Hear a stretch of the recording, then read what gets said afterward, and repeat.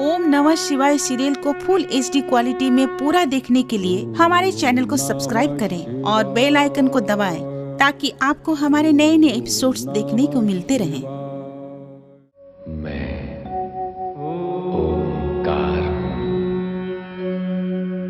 मानवीय मूल्यों के धरातल पर सद्भावना, करुणा, प्रेम, सत्य, निश्चलता और समभाव से निर्मित स्वस्थ और सुंदर जीवन रूपी भव्य भवन का मैं शिल्पकार, मैं ओंकार।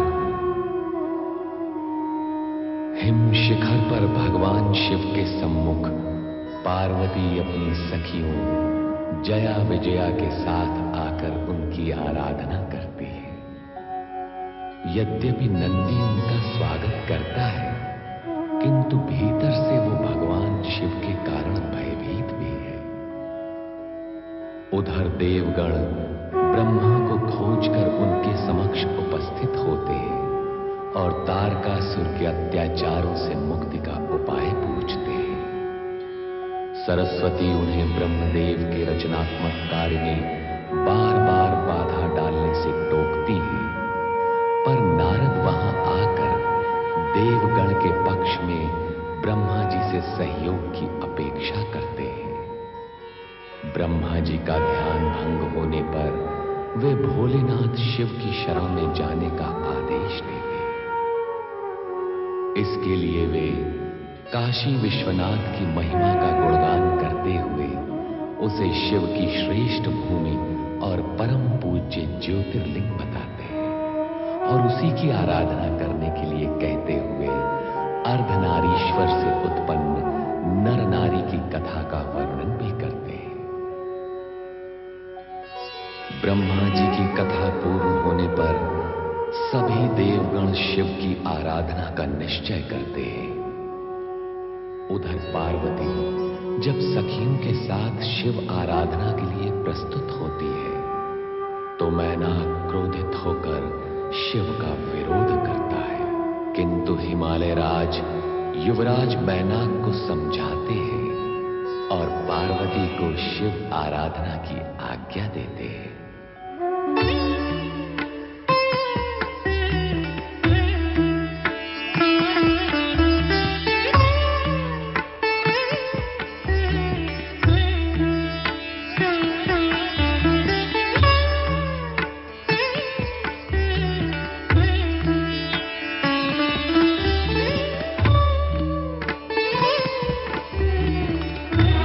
क्या देख रहे हैं देवराज? मेघदेव, मैं देख रहा हूं कि हिमालय राजपुत्री पार्वती कितनी श्रद्धा और कितने समर्पण भाव से शिव आराधना में संलग्न है। ब्रह्मदेव के आदेशानुसार स्वयं अपनी लक्ष्य पूर्ति हेतु हमें भी शिव आराधना करनी चाहिए देवराज।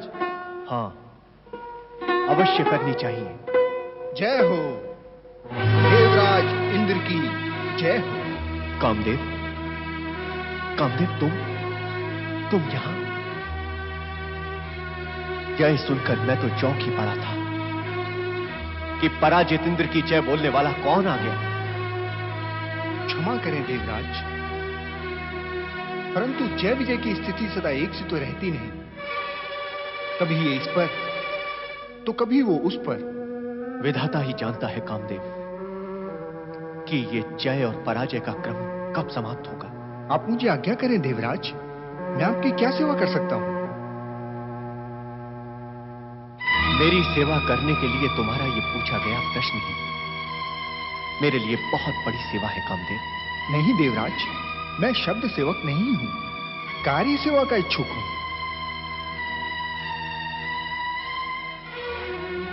प्रतिपति, यदि तुम मेरी सहायता करने के लिए इतना ही कटिबद्ध हो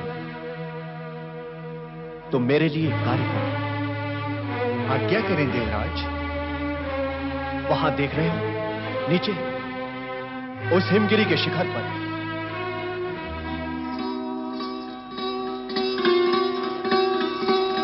हाँ, कोई कन्या किसी योगी के समीप खड़ी होकर पूजा अर्चना कर रही है।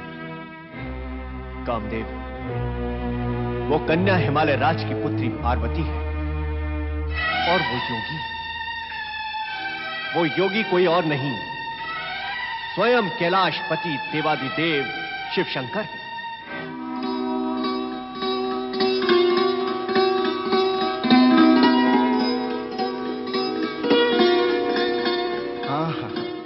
कैलाशपति भगवान शिव शंकर।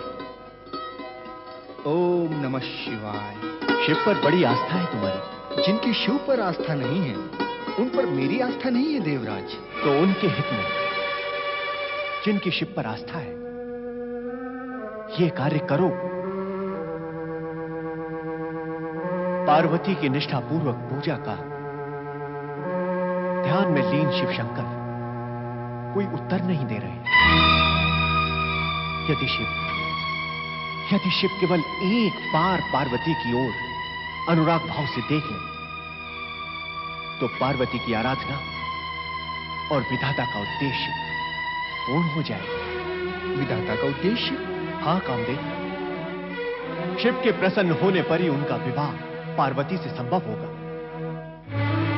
शिवपुत्र द्वारा ही उस तारकासुर का वध होगा जो हम देवताओं से स्वर्ग का अधिकार छीनकर हम पर अत्याचार कर रहा है, और जिसके कारण हमारी ये दुर्दशा है। मेरे द्वारा शिव जी के मन में अनुराग उत्पन्न करने से यदि आपकी स्थिति में सुधार संभव है, पुनः स्वर्ग का राज्य प्राप्त होना संभव है, तो मैं सहर्ष इस कार्य को करूंगा देवराज। कामदेव, यदि ये कार्य आपके द्वारा संपूर्ण हो जाएगा, तो समस्त देवगण आपका आभारी रहेगा। यदि ऐसा है तो मैं रति को साथ लेकर इसी समय हिमगिरी शिखर पर जाकर इस शुभ कार्य को संपन्न कर डालता हूं। मेरी मंगल कामनाएं तुम्हारे साथ है कामदेव।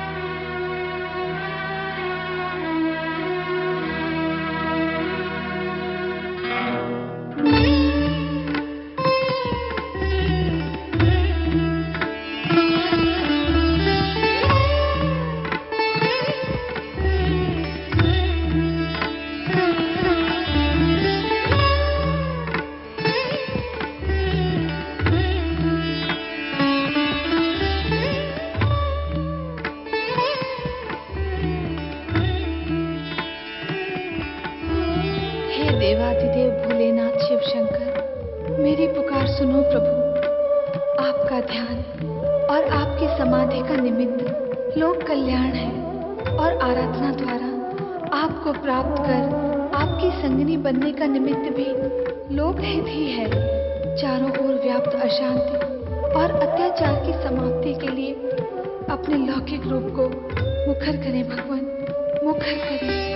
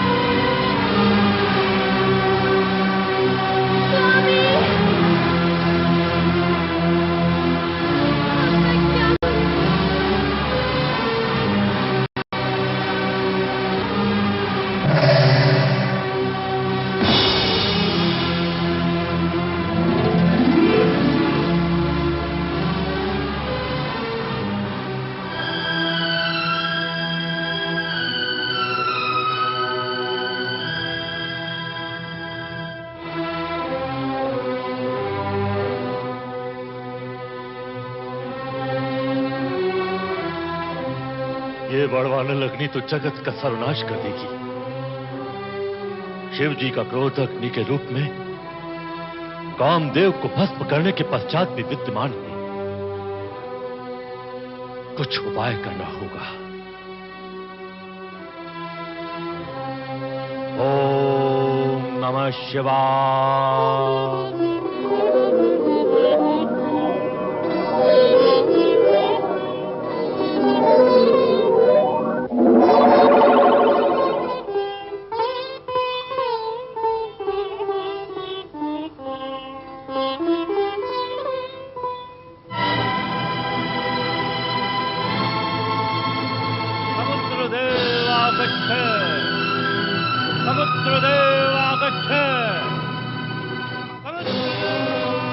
परमदेव, परमपिता,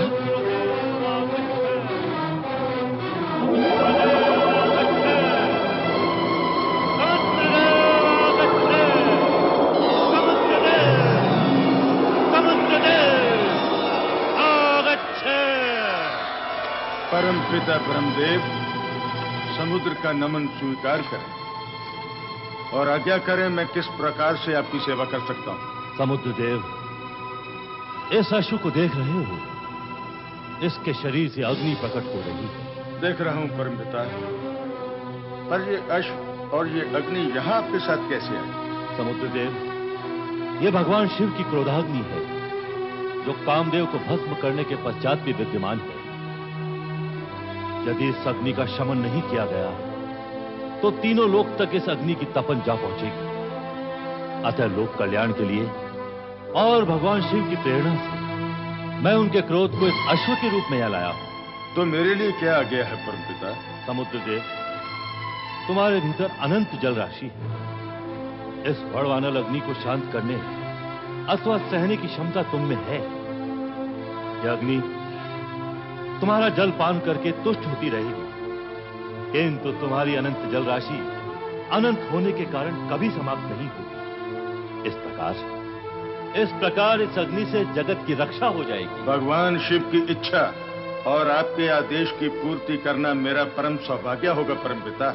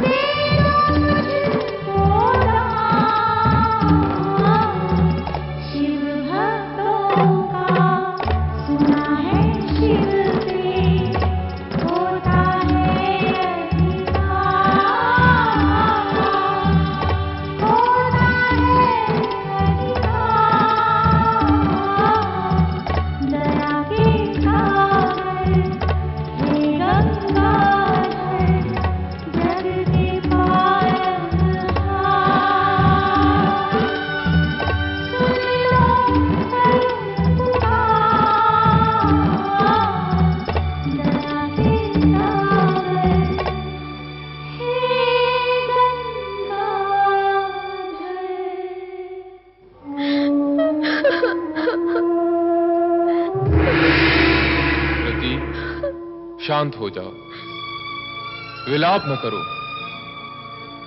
होनी कभी अनहोनी नहीं हो सकती। जो हुआ उसे स्वीकार करो। हे देवेश्वर, किंतु किस अपराध का दंड हमें मिला है? देवराज इंद्र और देवगण के कहने पर कामदेव ने आप पर पुष्पबाण चलाया और आपकी समाधि भंग की। इसमें हमारा कोई स्वार्थ नहीं था। देवगण की दुर्दशा समाप्त करने के लिए हमने उनकी सहायता की और हमारी दुर्दशा हुई। ऐसा क्यों? ऐसा क्यों प्रभु?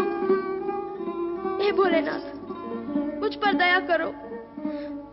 मृत्यु का अभिशाप भोगने का सामर्थ्य मुझ में नहीं है। कामदेव को जीवित कर दो, मैं उसके बिना नहीं जी सकती। मुझ पर दया करो प्रभु, कामदेव को जीवित कर दो। देवाधिदेव, देवाधिदेव, कामदेव निरपराध है। कामदेव ने तो हम देवताओं के कल्याण के निमित्त आपकी और देवी पार्वती के मन में अनुराग उत्पन्न किया था। कामदेव को क्षमा कर उसे पुनर्जीवित करें। देवाधिदेव, उसे पुनर्जीवित करें। विधि का विधान अटल होता है। वो चाहे देव हो, देवी हो, दानव हो, मानव हो, हर किसी को अपने किए हुए कर्मों का फल भुगतना ही पड़ता है।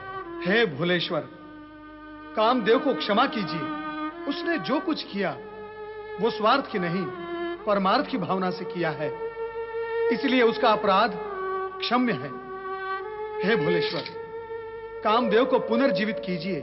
उसकी पत्नी रति पर दया कीजिए। हाँ भगवान, रति पर अपनी दया कीजिए। कामदेव को पुनर्जीवित करें, ऐसी हमारी आपसे विनम्र प्रार्थना है। हे भोलेनाथ, यदि आपने कामदेव को पुनर्जीवित नहीं किया तो मैं भी अपने प्राण त्याग दूंगी। यही प्राण त्याग दूंगी। हमारी समाधि भंग करके हमें योग से भोग की दिशा में ले जाने के दुष्कर्म में तुम कामदेव की सहभागिनी रही हो। जो कुछ अनर्थ हुआ उसका परिणाम कामदेव ने भोगा।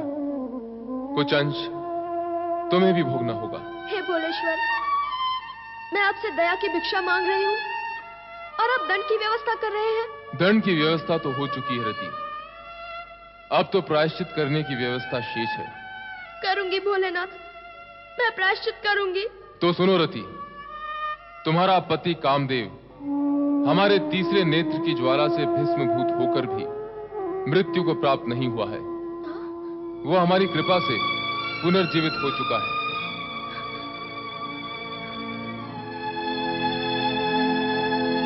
वो लौकिक नेत्रों से दिखाई नहीं देगा। वो जीवित होते हुए भी अंग रूप में देखा नहीं जा सकेगा। वो अनंग हो चुका है। मन्मथ, अब वो सशरीरी नहीं, अशरीरी हो चुका है। अब वो अनंग और मनोज के नाम से जाना जाएगा। क्या होगा अशरीरी पति को प्राप्त करके भगवान? प्रायश्चित होगा रति। मैं प्रायश्चित करूंगी, परंतु इसे इतना कठोर न बनाइए। प्रायश्चित की व्यवस्था दुष्कर्म करने वाली की इच्छा से नहीं होती रति। जिसके प्रति दुष्कर्म हुआ है उसकी इच्छा के अनुसार होती है। मैं आपके इच्छा अनुसार ही कर्म करूंगी भगवान, किंतु मैं ये भी जानती हूँ कि आप सर्वशक्तिमान हैं, पूर्ण समर्थ हैं। यदि आप कृपा और करुणा करके मेरा और मेरे पति का अपराध क्षमा कर दें तो मुझे मेरा पति पूर्ण शरीर रूप में प्राप्त हो जाएगा। अवश्य हो जाएगा, किंतु अभी नहीं। फिर कब प्रभु? तुम्हें द्वापर युग तक प्रतीक्षा करनी होगी। द्वापर युग तक? हाँ, द्वापर में कामदेव भगवान श्री कृष्ण के पुत्र प्रद्युम्न के रूप में जन्म लेगा और वो तुम्हें पति रूप में प्राप्त होगा।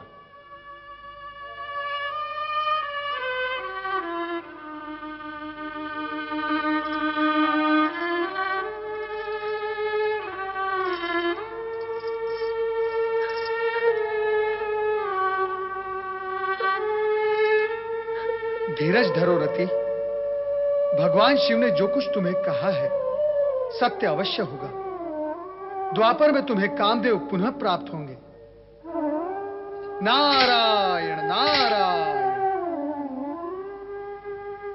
रति,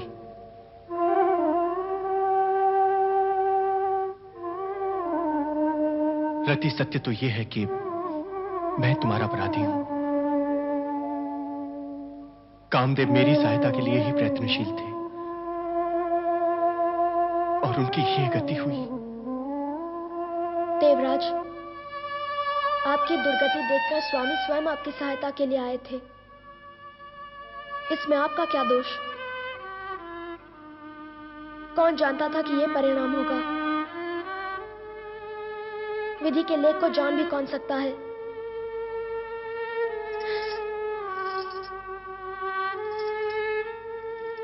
अब तो मेरा केवल एक ही सहारा है, प्रिय काम की ये भस्म।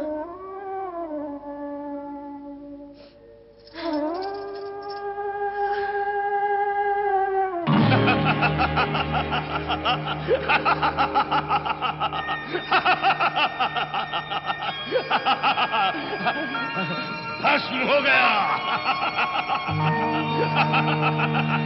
और क्या होना था? यही होना था। तार का सुर से टकराएगा कामदेव तो यही होगा, यही। तू समझता था कि अपने पुष्पबाण से तू शिव विवाह का चक्र चलाएगा, शिवपुत्र उत्पन्न होगा जो मेरा वध करेगा और मैं मारा जाऊंगा।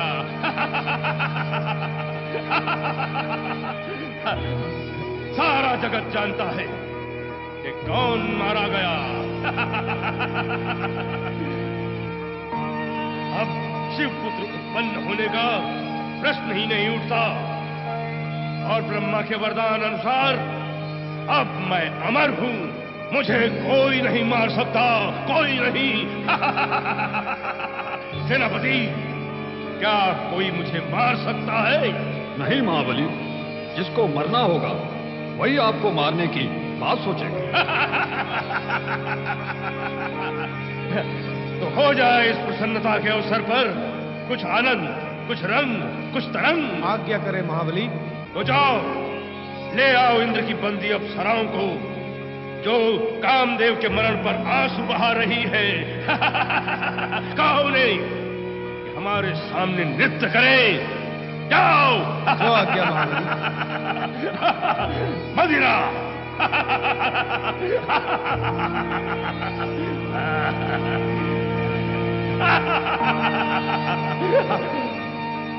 कामदेव के भस्म होने से तारकासुर स्वयं को निष्कंटक हुआ मानकर प्रसन्नता से मदिरा व नृत्य में डूब गया। वो इस अमिट सत्य को भूल ही गया कि पक्ष में एक घटना के घटित होने से विधि का घटना चक्र कभी रुकता नहीं।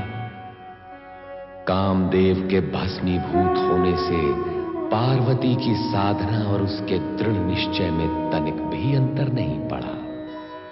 प्रत्युत वह और अधिक दृढ़ संकल्प से तपस्विनी का परिधान धारण कर हिमालय राज के सम्मुख आ गई।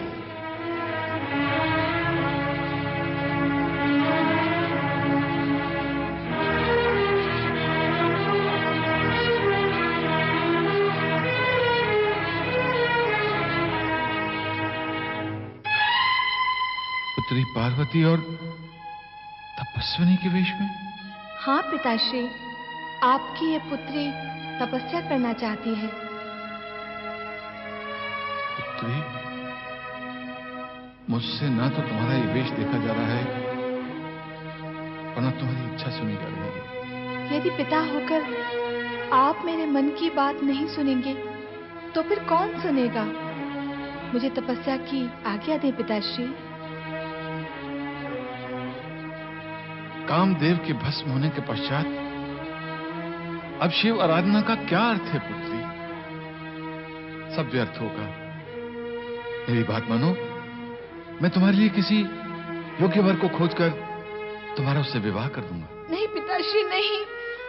ऐसे कठोर शब्द सुनना भी मेरे लिए अब कर्म है। मैं जन्म जन्मांतर के लिए सदाशिव को पति के रूप में स्वीकार कर चुकी हूँ। अब अन्य किसी की कल्पना करना अथवा नाम सुनना मेरे धर्म और चरित्र के विरुद्ध है, विरुद्ध है। पार्वती, अपनी वाणी पर संयम रख और साथ ही अपने माता पिता की मर्यादा का ध्यान भी रख। तेरे शब्द और तेरी वाणी सब कुछ तेरी आयु से आगे आगे भाग रहे हैं। मैंने क्या किया है माँ? अब तक तो विशेष कुछ नहीं किया है, पर आगे जो कुछ तू करने का विचार कर रही है, क्या वो उचित है? तू राजकुमारी है, राजमहल में राजपाट के मध्य तेरा पालन पोषण हुआ है। शिव के निमित्त शिव आराधना और तपस्या करने की अनुमति मैं तुझे सर्वथा नहीं दे सकती। मैं तेरे कोमल तन को तपस्या की अग्नि में तुझे कभी नहीं झोंकने दूंगी, कभी नहीं झोंकने दूंगी। और फिर एक राजकुमारी का किसी योगी के साथ इस प्रकार का रागात्मक संबंध, क्या ये राज परिवार के लिए शोभा की बात है? इसमें अशोभनीय क्या है? कोमल राजकुमारी का कठोर योगी से अनुराग आज तक देखा सुना नहीं गया। जो आज तक नहीं हुआ वो अब भविष्य में होगा तो अनुचित होगा, ऐसा किस ऋषि अथवा मुनि ने कहा है? तुम तर्क बहुत करने लगी हो पार्वती। अपने उचित पक्ष को प्रमाणित करने का प्रयत्न तर्क नहीं होता। मैनाक, तुम और तुम्हारी माँ दोनों शांत हो जाओ। हठ, क्रोध और उत्तेजना से हम किसी निर्णय पर नहीं पहुंच सकेंगे। मैंने निर्णय लिया है कि पार्वती को तपस्या की अनुमति दे देनी चाहिए। पिताश्री। पिताश्री, आपने ये निर्णय सोच विचार कर किया है? क्या तुमने ये प्रश्न मुझसे सोच विचार कर किया है? आप तो मेरे किसी विचार से सहमत हैं ही नहीं।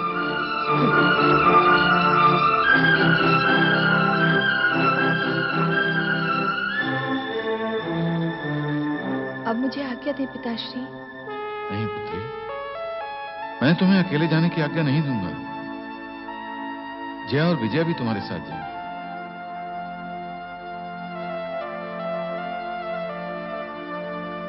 अब मुझे आज्ञा दे मां। पार्वती, मेरी पुत्री, मेरी पुत्री।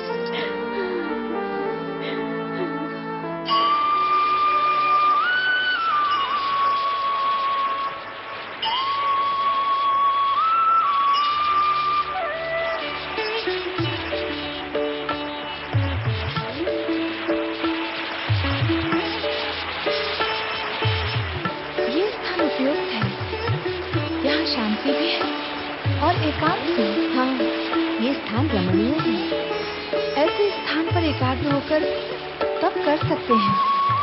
मैं यहीं बैठकर तपस्या करूंगी। यहाँ तपस्या करोगी? अकेली? इस घोर सुनसान में? यहाँ इस प्राणी शून्य स्थान में क्या तुम्हें भय नहीं लगेगा? कैसा भय? किसका भय? विधाता रक्षक है। नहीं पार्वती, हम तुम्हें यहाँ अकेला छोड़कर नहीं जा सकते। महाराज और महारानी को क्या उत्तर देंगे? इसका दिया हुआ उत्तर ही वहाँ भी दे देंगे, किंतु क्यों दे और क्यों जाए इसे अकेला छोड़कर? देखो, तुम्हारा ये हट उचित नहीं है और तुम्हारे सारे हट उचित है। तुम दोनों भावना में मत बहो। मुझे मेरा कर्तव्य करने दो। भावुक होकर कर्तव्य पूर्ण नहीं हो सकते। अब तुम दोनों जाओ। तनिक सोचो पार्वती, इस मेरे एकांत में हम तुम्हें अकेला छोड़कर कैसे जा सकते हैं? मन में आशंकाएं उठती हैं। तुम दोनों तो दुर्बल हो ही, अब मुझे भी दुर्बल बनाओगी। मैंने कहा ना, मैं यहाँ तपस्या करने आई हूँ और उसके लिए निर्भयता, दृढ़ता और संकल्प की आवश्यकता होती है। अब जाओ तुम दोनों। हमारा मन नहीं मानता पार्वती। मन की मत सुनो, बुद्धि से काम लो। क्या शिव की आराधना करने वालों को कोई भय हो सकता है? शिव मेरे साथ हैं। तुम निश्चिंत होकर जाओ। जैसी तुम्हारी इच्छा, किंतु समय समय पर हम तुम्हारी जानकारी लेते रहेंगे।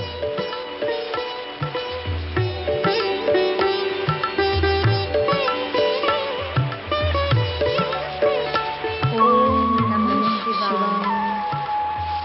ओम नमः शिवाय।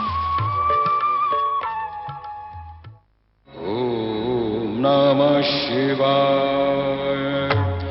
ओम नमः शिवाय। शिवाय। ओम नमः शिवाय। ओम नमः शिवाय। ओम नमः शिवाय।